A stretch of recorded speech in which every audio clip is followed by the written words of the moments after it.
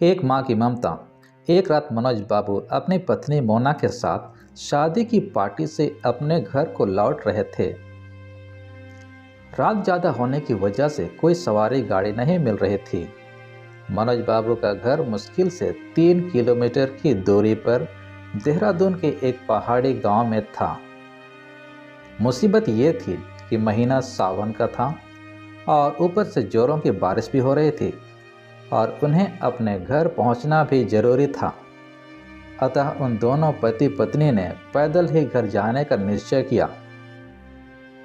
Mobile के torch की मध्यम सी रोशनी में वे दोनों आगे बढ़ने लगे।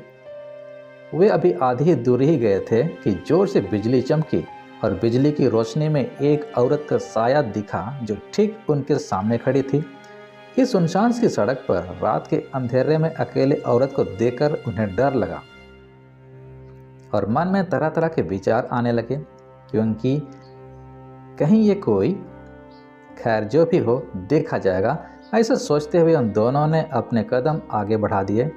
लेकिन बिजली अब बार बार लगातार चमकने लगी थी और उस बिजली की चमक में वो औरत दूर से ही साफ साफ दिख रही थी।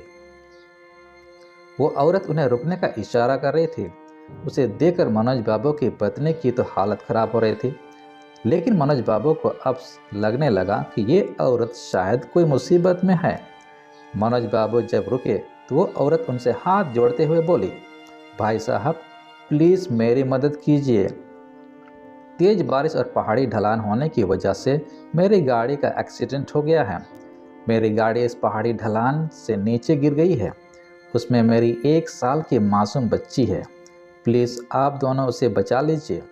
इतना कहते ही वो औरत आगे आगे चलने लगी और न चाहते हुए भी मनोज बाबू अपनी पत्नी के साथ उस अजनबी औरत के पीछे पीछे चलने लगे। लेकिन एक अनजाने भय से उन दोनों का दिल जोर जोर से धड़क भी रहा था। जैसे ही वे दोनों पहाड़ी से नीचे उस गाड़ी के पास गए तो उन्होंने देखा कि गाड़ी में एक प्यारी सी मासूम बच्ची रो रही है। मनोज बाबू ने बच्ची को गाड़ी से निकाला तो पाया कि बच्ची बिल्कुल ठीक है। मनोज बाबू ने उस बच्ची को अपनी पत्नी की गोद में दे दिया। फिर मनोज बाबू को लगा कि ड्राइवर के सीट पर भी कोई है।